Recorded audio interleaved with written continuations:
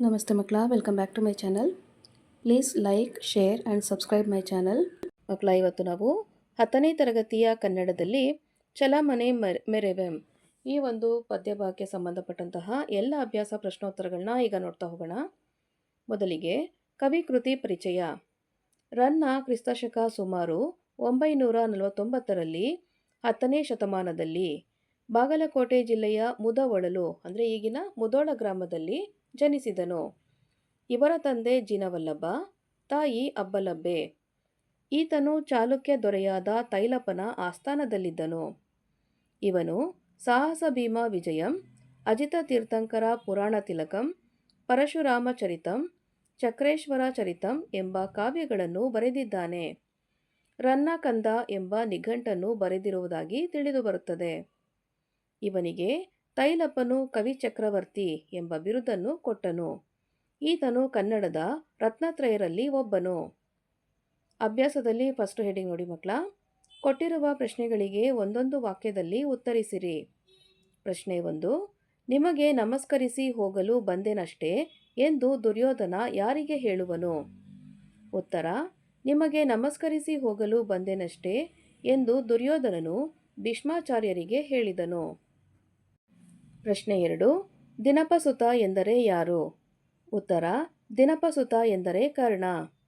ಪ್ರಶ್ನೆ 3. ಯಾರಿಬ್ಬರನ್ನು ಕೊಂದ ಬಳಿಕ ಸಂಧಿ ಮಾಡಿಕೊಳ್ಳುವುದಾಗಿ ದುರ್ಯೋಧನ ಹೇಳುತ್ತಾನೆ? ಉತ್ತರ: ಭೀಮ ಮತ್ತು ಅರ್ಜುನನನ್ನು ಕೊಂದ ಬಳಿಕ ಸಂಧಿ ಮಾಡಿಕೊಳ್ಳುವುದಾಗಿ ದುರ್ಯೋಧನ ಹೇಳುತ್ತಾನೆ. ಪ್ರಶ್ನೆ 4. ಛಲವನ್ನೇ ಮೆರೆಯುವುದಾಗಿ ನಿರ್ಧರಿಸಿದವರು ಯಾರು? ಉತ್ತರ: ಛಲವನ್ನೇ ಮೆರೆಯುವುದಾಗಿ ನಿರ್ಧರಿಸಿದವರು ದುರ್ಯೋಧನ. ಪ್ರಶ್ನೆ 5. ಅಂತಕಾತ್ಮಜ ಎಂದರೆ ಯಾರು? ಉತ್ತರ: ಅಂತಕಾತ್ಮಜ ಎಂದರೆ ಧರ್ಮರಾಯ. ನೆಕ್ಸ್ಟ್ ಹೆಡಿಂಗ್ ನೋಡಿ ಮಕ್ಕಳ. 3-4 ವಾಕ್ಯಗಳಲ್ಲಿ ಉತ್ತರಿಸಿ. ಪ್ರಶ್ನೆ 1. ತಾನು ಹೋರಾಡುತ್ತಿರುವುದು ನೆಲಕ್ಕಲ್ಲ ಛಲಕ್ಕೆ ಎಂಬುದನ್ನು ದುರ್ಯೋಧನ ಹೇಗೆ ವಿವರಿಸುತ್ತಾನೆ? ಉತ್ತರ: ದುರ್ಯೋಧನನು ಭೀಷ್ಮಾಚಾರ್ಯರಿಗೆ ನಾನು ಭೂಮಿಗಾಗಿ ಹೋರಾಡುತ್ತಿಲ್ಲ, ಆದರೆ ನನ್ನ ಛಲಕ್ಕಾಗಿ ಪಾಂಡವರೊಡನೆ ಹೋರಾಡುವೆನು. ಈ ಭೂಮಿ ನನಗೆ ಪಾಳು ಭೂಮಿಗೆ ಸಮ. ನನ್ನ ಒಡಹುಟ್ಟಿದ 100 ಮಂದಿ ಸಹೋದರರು ಯುದ್ಧದಲ್ಲಿ ಹೋರಾಡಿ ಸತ್ತರು. ಸತ್ತವರೇನು ಮತ್ತೆ ಹುಟ್ಟುವುದಿಲ್ಲವೇ? ಆದ್ದರಿಂದ ಪಾಂಡವರೊಡನೆ ಹೋರಾಡಿ ನನ್ನ ಛಲವನ್ನೇ ಮೆರೆಯುತ್ತೇನೆ ಎಂದು ಹೇಳುತ್ತಾನೆ. ಪ್ರಶ್ನೆ 2. ಈ ನೆಲದೊಡನೆ ತಾನು ಸಹಬಾಳ್ವೆ ಮಾಡುವುದಿಲ್ಲವೆಂದು ದುರ್ಯೋಧನ ಹೇಳುವುದೇಕೆ?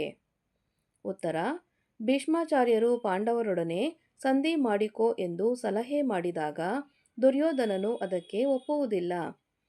ಅವನು ನಾನು ಭೂಮಿಗಾಗಿ ಹೋರಾಡುತ್ತಿಲ್ಲ, ಛಲಕ್ಕಾಗಿ ಪಾಂಡವರೊಡನೆ ಹೋರಾಡುವೆನು. ಈ ಭೂಮಿ ನನಗೆ ಪಾಳು ಭೂಮಿಗೆ ಸಮ. ಪ್ರಿಯ ಗೆಳೆಯನಾದ ಕರ್ಣನನ್ನು ಕೊಲ್ಲಿಸಿದ ಈ ಭೂಮಿಯೊಡನೆ ನಾನು ಮತ್ತೆ ಸಹಬಾಳ್ವೆ ಮಾಡುವುದಿಲ್ಲ ಎನ್ನುತ್ತಾನೆ. ಪ್ರಶ್ನೆ 3 ನೋಡಿ ಮಕ್ಕಳ. ಪಾರ್ಥ ಭೀಮರ ಬಗೆಗೆ ದುರ್ಯೋಧನನ ಅಭಿಪ್ರಾಯವೇನು? ಉತ್ತರ: ನನ್ನ ಪ್ರೀತಿಯ ಗೆಳೆಯ ಕರ್ಣನನ್ನು, ನನ್ನ ಪ್ರೀತಿಯ ತಮ್ಮನಾದ ದುಶ್ಯಾಸನನನ್ನು ಕೊಂದ ಅರ್ಜುನ ಮತ್ತು ಭೀಮ ಬದುಕಿರುವವರೆಗೆ, ನನ್ನ ದೇಹದಲ್ಲಿ ಪ್ರಾಣ ಇರುವವರೆಗೆ ನಾನು ಸಂಧಿ ಮಾಡಿಕೊಳ್ಳಲು ಒಪ್ಪುವುದಿಲ್ಲ. ಮೊದಲು ಆ ಇಬ್ಬರನ್ನು ಕೊಲ್ಲುವೆನು. ಅವರನ್ನು ಕೊಂದ ಬಳಿಕ ಧರ್ಮರಾಜನೊಡನೆ ಸಂಧಿ ಮಾಡಿಕೊಳ್ಳುತ್ತೇನೆ ಎಂಬುದು ಭೀಮ ಪಾರ್ಥರ ಬಗೆಗೆ ದುರ್ಯೋಧನನ ಅಭಿಪ್ರಾಯವಾಗಿದೆ. ನೆಕ್ಸ್ಟ್ ಹೆಡಿಂಗ್ ನೋಡಿ ಮಕ್ಕಳ. 8-10 ವಾಕ್ಯಗಳಲ್ಲಿ ಉತ್ತರಿಸಿರಿ. ಪ್ರಶ್ನೆ 1. ಭೀಷ್ಮ ಮತ್ತು ದುರ್ಯೋಧನರ ನಡುವಿನ ಸಂಭಾಷಣೆಯನ್ನು ಸ್ವಾರಸ್ಯವನ್ನು ಬರೆಯಿರಿ. ಸಂಭಾಷಣೆಯ ಸ್ವಾರಸ್ಯವನ್ನು ಬರೆಯಿರಿ. ಉತ್ತರ: ದುರ್ಯೋಧನನು ಭೀಷ್ಮರ ಸಲಹೆ ಪಡೆಯಲು ರಣರಂಗಕ್ಕೆ ಬರುತ್ತಾನೆ. ಭೀಷ್ಮರು ಪಾಂಡವರನ್ನು ಒಪ್ಪಿಸುತ್ತೇನೆ, ಸಂಧಿ ಮಾಡಿಕೋ ಎಂದು ಹೇಳುತ್ತಾರೆ. ಆಗ ದುರ್ಯೋಧನನು, ಅಜ್ಜ, ನಿಮಗೆ ನಮಸ್ಕರಿಸಿ ಹೋಗಲೆಂದು ಬಂದೆನೇ ಹೊರತು ಶತ್ರುಗಳೊಡನೆ ಒಪ್ಪಂದವನ್ನು ಏರ್ಪಡಿಸುವುದಕ್ಕೆಂದು ಬಂದಿಲ್ಲ. ಮುಂದೆ ನಡೆಯುವ ಯುದ್ಧದಲ್ಲಿ ನಾನೇನು ಮಾಡಬಹುದೆಂಬುದನ್ನು ಹೇಳಿರಿ. ಈ ಭೂಮಿಗಾಗಿ ಯುದ್ಧ ಮಾಡುವುದಿಲ್ಲ, ಛಲಕ್ಕಾಗಿ ಪಾಂಡವರೊಡನೆ ಹೋರಾಡುವೆನು. ಈ ಭೂಮಿ ನನಗೆ ಪಾಳು ಬಿದ್ದ ನೆಲ. ಕರ್ಣನನ್ನು ಕೊಲ್ಲಿಸಿದ ನೆಲದೊಡನೆ ಮತ್ತೆ ಬಾಳುವುದುಂಟೆ? ಗೆಳೆಯ ಕರ್ಣ ನನ್ನ ತಮ್ಮ ದುಶ್ಯಾಸನರನ್ನು ಕೊಂದ ಆ ಪಾರ್ಥ ಭೀಮರನ್ನು ಕೊಲ್ಲುವವರೆಗೆ ಸಂಧಿಗೆ ಒಪ್ಪುವುದಿಲ್ಲ. ನನ್ನ ಮಕ್ಕಳು ಒಡ ಹುಟ್ಟಿದ ಸಹೋದರರು ಹೋರಾಡಿ ಸತ್ತರು. ಹಾಗಾಗಿ ನನ್ನಲ್ಲಿ ಕೋಪ ಹುಟ್ಟಿರುವುದರಿಂದ ಪಾಂಡವರೊಡನೆ ಹೋರಾಡಿ ನನ್ನ ಛಲವನ್ನೇ ಮೆರೆಯುತ್ತೇನೆ.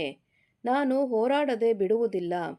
ಇಂದಿನ ಯುದ್ಧದಲ್ಲಿ ಪಾಂಡವರು ಉಳಿಯಬೇಕು, ಇಲ್ಲವೇ ನಾನು ಉಳಿಯಬೇಕು ಎಂದನು.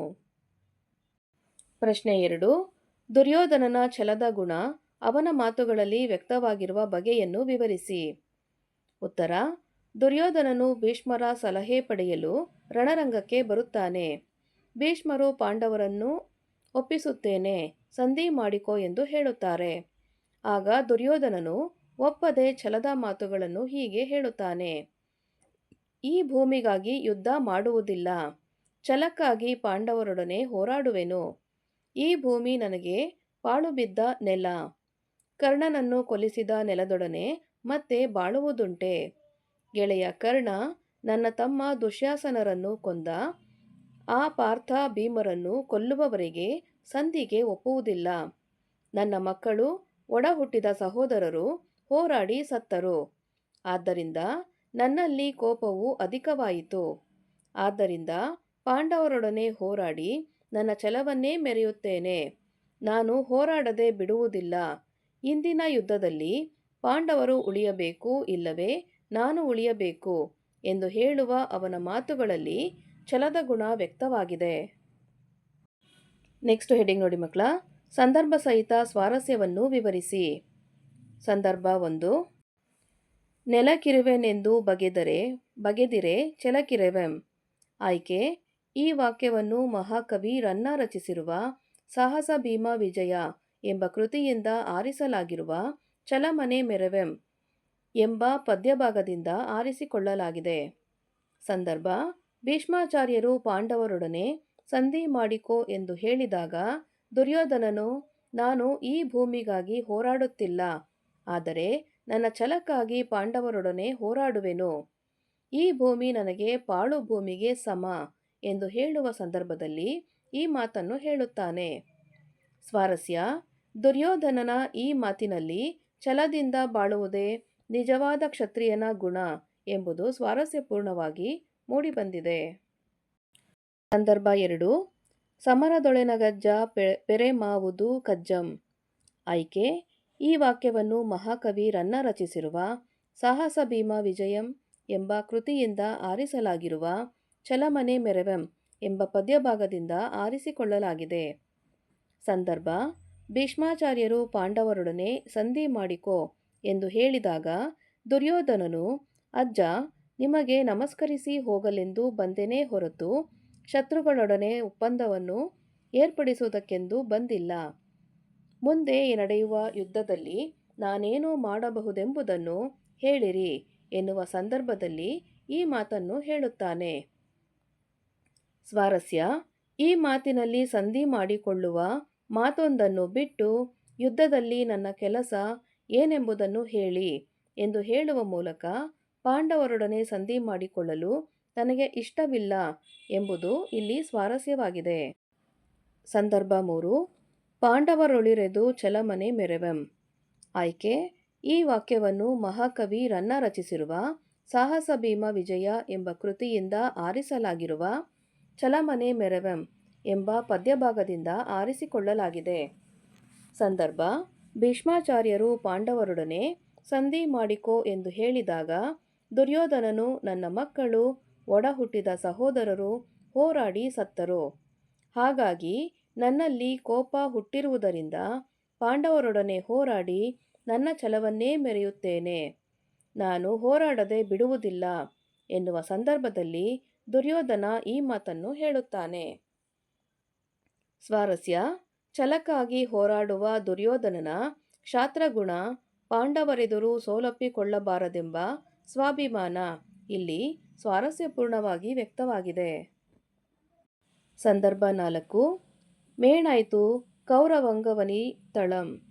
ಆಯ್ಕೆ: ಈ ವಾಕ್ಯವನ್ನು ಮಹಾಕವಿ ರನ್ನ ರಚಿಸಿರುವ ಸಾಹಸ ಭೀಮ ವಿಜಯಂ ಎಂಬ ಕೃತಿಯಿಂದ ಆರಿಸಲಾಗಿರುವ ಛಲಮನೆ ಮೆರೆವೆಂ ಎಂಬ ಪದ್ಯಭಾಗದಿಂದ ಆರಿಸಿಕೊಳ್ಳಲಾಗಿದೆ.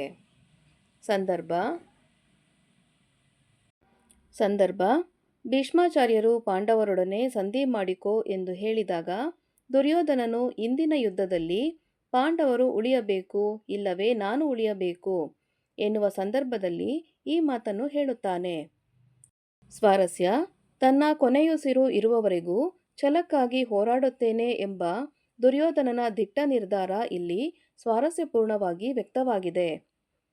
ನೆಕ್ಸ್ಟ್ ಹೆಡಿಂಗ್ ನೋಡಿ ಮಕ್ಕಳ, ಭಾಷಾ ಚಟುವಟಿಕೆ. ಕೊಟ್ಟಿರುವ ಪದ್ಯದ ಸಾಲುಗಳಿಗೆ ಪ್ರಸ್ತಾರ ಹಾಕಿ ಗಣ ವಿಭಾಗ ಮಾಡಿ ಛಂದಸ್ಸಿನ ಹೆಸರನ್ನು ಬರೆಯಿರಿ. ಮಕ್ಕಳ ಇಲ್ಲಿ ಕೊಟ್ಟಿರೋ ಸಾಲುಗಳಿಗೆ ಲಘು ಗುರುವನ್ನು ಹಾಕಿ ಗಣವನ್ನು ವಿಂಗಡಣೆ ಮಾಡಿ ಇದು ಕಂದ ಪದ್ಯ ಅಂತ ಬರೆದಿದೆ ಮಕ್ಕಳ. 12 ಮಾತ್ರೆಗಳು ಪ್ಲಸ್ 20 ಮಾತ್ರೆಗಳು ಇದು ಕಂದ ಪದ್ಯ. ಎರಡನೇದಾಗಿ ಅದು ಸಹ 20 ಅಕ್ಷರಗಳು ಬಂದಿರೋದ್ರಿಂದ ಮಕ್ಕಳ ಇದನ್ನು ಉತ್ಪಲಮಾಲಾ ವೃತ್ತ ಎಂದು ಕರೆಯುತ್ತಾರೆ. ನೆಕ್ಸ್ಟು ಕೊಟ್ಟಿರುವ ಪದಗಳಿಗೆ ತತ್ಸಮ ತದ್ಭವಗಳನ್ನು ಬರೆಯಿರಿ ಅಂತ ಕೊಟ್ಟಿದ್ದಾರೆ. ಕಾರ್ಯ, ಕಜ್ಜ, ಅಜ್ಜ, ಆರ್ಯ. ನೆಕ್ಸ್ಟ್ ನೋಡಿ, ಕೊಟ್ಟಿರುವ ಪದಗಳನ್ನು ವಿಗ್ರಹ ವಾಕ್ಯ ಮಾಡಿ ಸಮಾಸದ ಹೆಸರನ್ನು ಬರೆಯಿರಿ. ಪಾರ್ಥನು ಪ್ಲಸ್ ಭೀಮನು, ಪಾರ್ಥ ಭೀಮರು. ಇದು ಒಂದು ದ್ವಂದ್ವ ಸಮಾಸ. ಅಂತಕನ ಆತ್ಮಜನು ಯಾರೋ ಅವನೇ. ಯಾರು ಅಂತ ಕೊಟ್ಟಿದ್ದಾರೆ, ಧರ್ಮರಾಯ ಅಥವಾ ಯುಧಿಷ್ಠಿರ. ಅಂತಕಾತ್ಮಜ ಇದು ಒಂದು ಬಹುರ್ವೀಹಿ ಸಮಾಸ. ದಿನಪನ ಸುತನಾದವನು ಯಾರೋ ಅವನೇ. ಯಾರು ಮಕ್ಕಳ, ಅದು ಕರ್ಣ. ದಿನಪಸುತ ಇದು ಒಂದು ಬಹುರ್ವೀಹಿ ಸಮಾಸ. ಮಕ್ಕಳ ಇಲ್ಲಿಗೆ 10ನೇ ತರಗತಿಯ ಕನ್ನಡದಲ್ಲಿ ಚಲಮನೆ ಮೆರವಂ ಈ ಒಂದು ಪದ್ಯಭಾಗಕ್ಕೆ ಸಂಬಂಧಪಟ್ಟಂತಹ ಎಲ್ಲ ಅಭ್ಯಾಸ ಪ್ರಶ್ನೋತ್ತರಗಳು ಮುಕ್ತಾಯಗೊಂಡಿದೆ. ಈ ವಿಡಿಯೋ ನಿಮ್ಗೆ ಇಷ್ಟ ಆದಲ್ಲಿ ದಯವಿಟ್ಟು ನಮ್ಮ ಚಾನಲ್ನ ಲೈಕ್ ಮಾಡಿ, ಶೇರ್ ಮಾಡಿ, ಸಬ್ಸ್ಕ್ರೈಬ್ ಮಾಡಿಕೊಂಡು ನಾವು ಹಾಕುವಂಥ ಎಲ್ಲ ವಿಡಿಯೋನ ನೋಡ್ತಾ ನಮ್ಮನ್ನು ಎನ್ಕರೇಜ್ ಮಾಡ್ತಾ ಹೋಗಿ ಮಕ್ಕಳ. Thank you for watching. Bye bye.